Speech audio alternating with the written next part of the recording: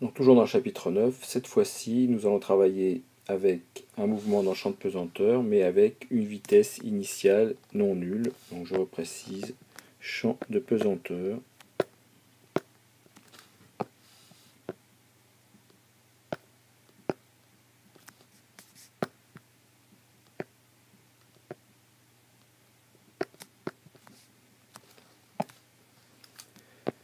Donc nous avons toujours notre système, donc on va considérer comme étant une balle ici.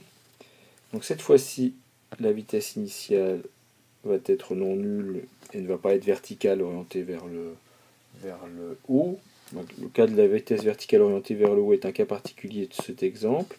Nous avons une vitesse V0.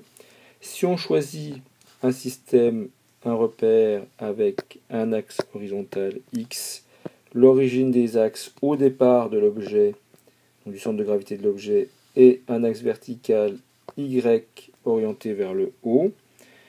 Donc voici ici V0 qui décrit un angle alpha avec l'axe des X.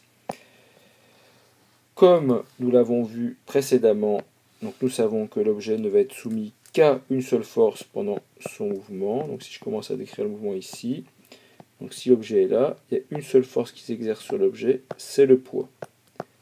Donc comme le référentiel sur lequel nous travaillons est un référentiel terrestre, donc qui est supposé galiléen pour ce type de mouvement, on peut appliquer la deuxième loi de Newton qui dit que la somme des forces extérieures est égale à la variation de la quantité de mouvement. Or, comme la masse est constante du système, donc la masse m ici, on a m fois l'accélération, donc qui est égale à la variation de la quantité de mouvement, et la somme des forces extérieures, comme il n'y a qu'une seule force, nous avons P est égal à MA, donc mg égale MA, et comme dans le cas précédent, nous pouvons simplifier par M, et nous avons G est égal à A.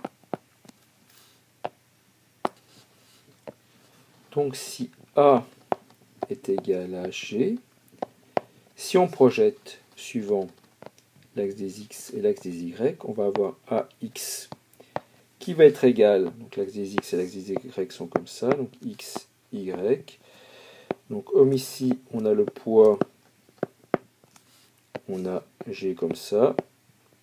Donc A est égal à G, A est comme ça. Donc ici, on voit bien que suivant l'axe des X, la projection de A est nulle, donc AX est égal à 0.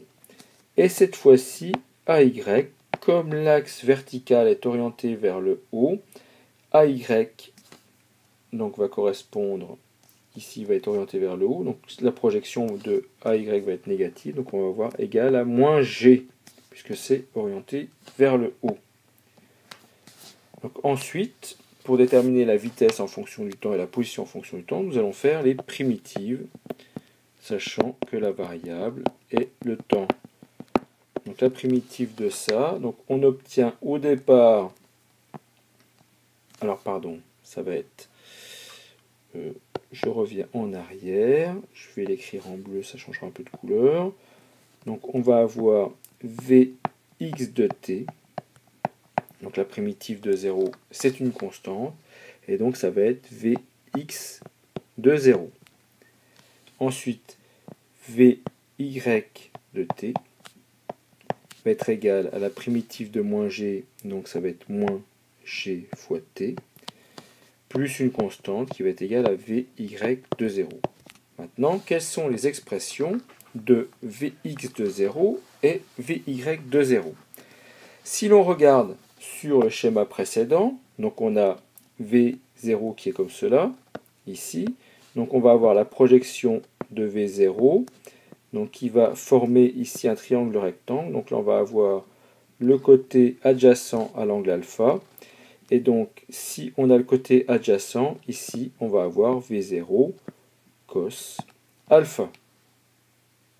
De la même façon, si on projette ici, donc on a cette projection ici qui correspond à la valeur ici de ce côté du triangle rectangle, qui est le côté opposé à l'angle alpha. Et donc là, on va avoir V0 fois sinus alpha. Donc ça va être donc les projections de V0, donc suivant l'axe des X et l'axe des Y. Donc si je reviens à mon expression de Vx de t et de Vy de t, je vais avoir Vx de t est égal à V0 cos alpha et Vy de t est égal à moins gt plus V0 sinus alpha. Donc ce que l'on vient de calculer ici est l'équation horaire de la vitesse.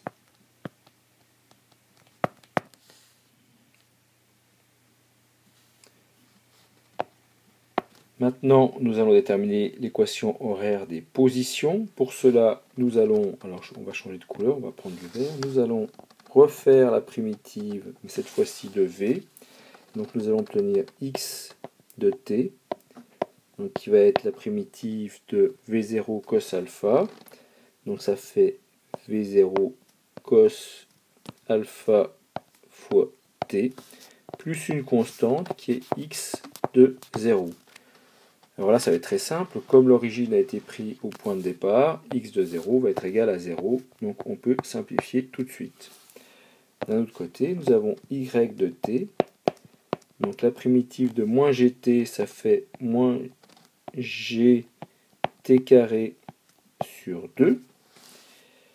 La primitive de V0 sinus alpha, ça fait V0 sinus alpha fois t, plus une constante, c'est y de 0, mais cette constante va être égale à 0, puisqu'on a choisi l'axe des origines, enfin l'origine à l'instant t égale à 0. Donc voici ici l'équation horaire de la position.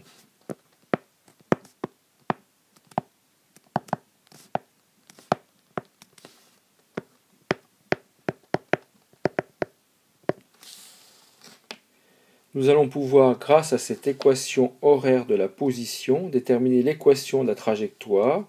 Donc si on prend la première partie de l'équation de la trajectoire, donc ici, x de t égale v0 cos alpha t, donc on va avoir t qui est égal à x sur v0 cos alpha. Si on remplace cette expression de t dans l'équation horaire ici de y, on obtient y, alors cette fois-ci en fonction de x, puisque t a été remplacé par x, va être égal à moins g sur 2 fois x carré sur v0 carré sur cos carré alpha, plus v0 sinus alpha fois x sur v0 cos alpha. Alors on voit que le deuxième membre là, de la somme ici va pouvoir se simplifier. Effectivement, on peut simplifier par les v0. Et ici, sinus sur cosinus, ça fait tangente alpha.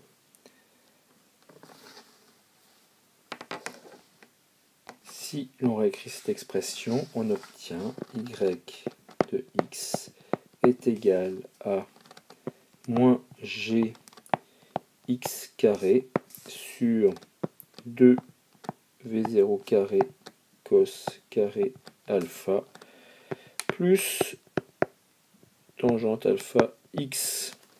C'est l'équation de la trajectoire. C'est un polynôme du second degré. Donc l'équation de la trajectoire est une parabole. Enfin, un arc de parabole, pardon. Voilà.